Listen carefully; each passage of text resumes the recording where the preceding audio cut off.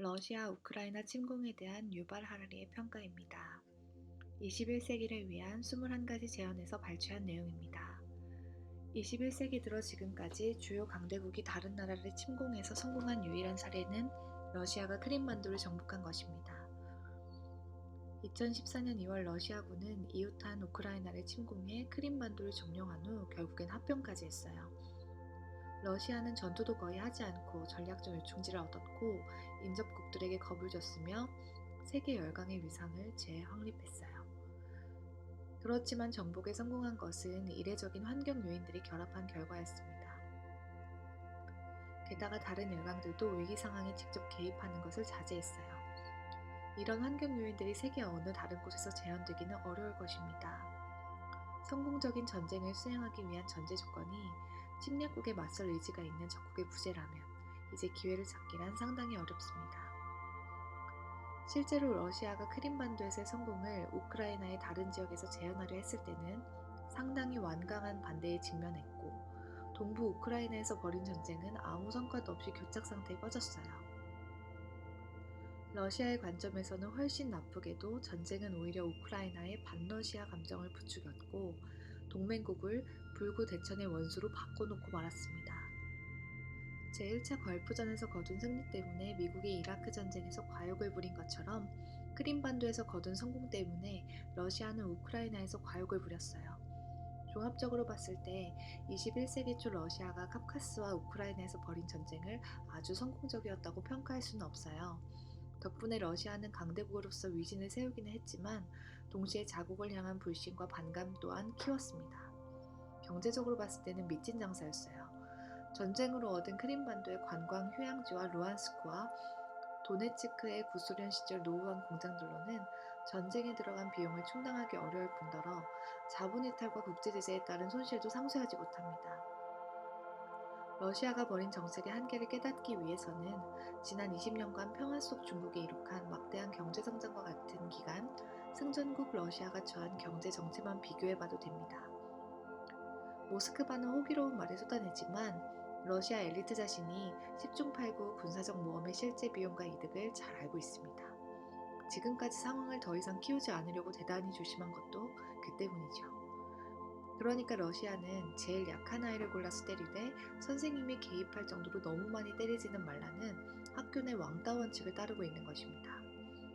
만약 푸틴이 스탈린이나 표트르 대제, 칭기즈칸의 정신으로 전쟁을 수행했다면 이미 오래전에 러시아 탱크는 바르샤바와 베를린은 아니라도 트빌리사와 키예프까지 진격했을 것입니다. 하지만 푸틴은 칭기즈칸도 스탈린도 아닙니다. 그는 21세기에 와서 군사력만으로는 멀리 갈 수 없으며 성공적인 전쟁이란 제한적인 전쟁이란 사실을 누구보다 잘 아는 것처럼 보여요.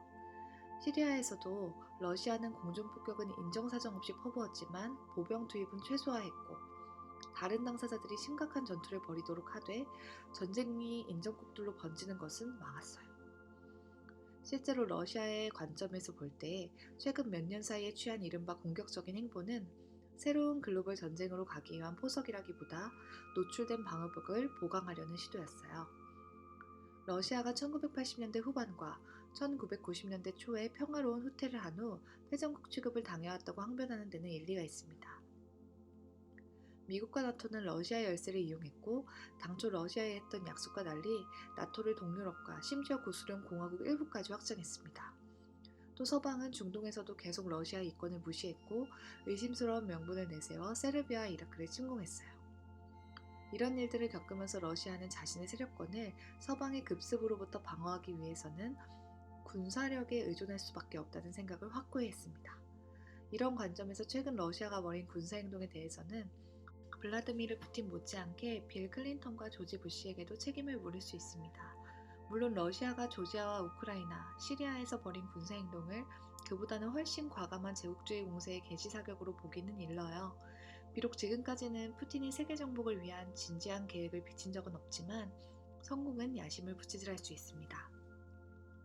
그렇지만 푸틴의 러시아는 스탈린의 소련보다 훨씬 약하다는 사실을 염두에 두는 것이 좋습니다. 중국 같은 다른 나라들이 합세하지 않는 한 전면적인 세계대전은커녕 신냉전도 지탱할 수 없어요. 러시아는 인구 1억 5천만 명에 국내 총생산 GDP는 4조 달러입니다. 인구와 생산력 양면에서 인구 3억 2,500만에 국내 총생산 19만 달러에 이르는 미국과 인구 5억에 국내 총생산 21만 달러에 이르는 유럽연합에 상대가 되지 않습니다. 미국은 유럽연합을 합치면 러시아보다 인구는 5배 많고 달러도 10배나 많습니다. 게다가 최근의 기술 발전으로 격차는 보기보다 훨씬 크게 벌어졌어요. 소련의 기술이 절정에 달한 것은 20세기 중반이었습니다. 그때는 중공업이 세계 경제를 이끄는 기관차였죠. 소련은 중앙집중식 경제로 트랙터와 트럭, 탱크, 대륙간탄도 미사일의 대량 생산에 앞섰어요. 시대가 바뀌어 이제는 정보기술과 생명기술이 중공업보다 훨씬 중요합니다. 하지만 러시아는 어느 쪽에서도 앞서지 못한 상태입니다. 러시아의 사이버 전쟁 능력은 인상적이긴 하지만 민간 IT 분야가 취약하고 천연자원, 그 중에서도 석유와 가스에 대한 경제 의존도가 너무 높아요. 이것으로 올리가르이들의 배를 불리고 푸틴의 권력을 유지하는 것은 충분할지 몰라도 디지털이나 생명기술 경쟁에서 우위를 차지하기에는 역부족입니다. 훨씬 중요한 것은 푸틴의 러시아에는 보편적인 이데올로기가 없다는 점입니다. 냉전 기간 중에 소련은 공산주의가 가진 세계적 호소력과 세계 각지로 뻗은 붉은 군대의 힘에 의존했어요. 반면에 푸티니즘은 쿠바인이나 베트남인 프랑스 지식인들에게 줄 게 별로 없어요. 권위주의적 민족주의가 실제로 세계에서 확산되고 있는지는 몰라도 그 이념의 본질상 응집력 있는 국제연대를 확립하는 데는 도움이 되지 않습니다. 폴란드 공산주의와 러시아 공산주의는 최소한 이론적으로 동일한 국제 노동계급의 보편 이익에 헌신했지만 폴란드 민족주의와 러시아 민족주의는 그 정의상 상반된 이익에 헌신해요. 푸틴이 뜨면 폴란드 민족주의도 고조되고 결국 폴란드는 이전보다 더 반러시아적인 국가가 될 뿐입니다.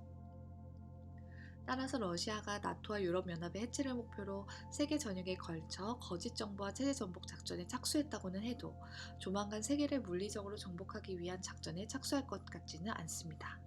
러시아로서는 어느 정도 정당화가 될 전망을 말하자면 러시아가 크림반도를 점령하고 조지아와 동부 우크라이나를 기습 침공한 것은 새로운 전쟁 시대의 조짐이라기보다 예외적인 사례로 남기를 바랄 수 있을 것입니다.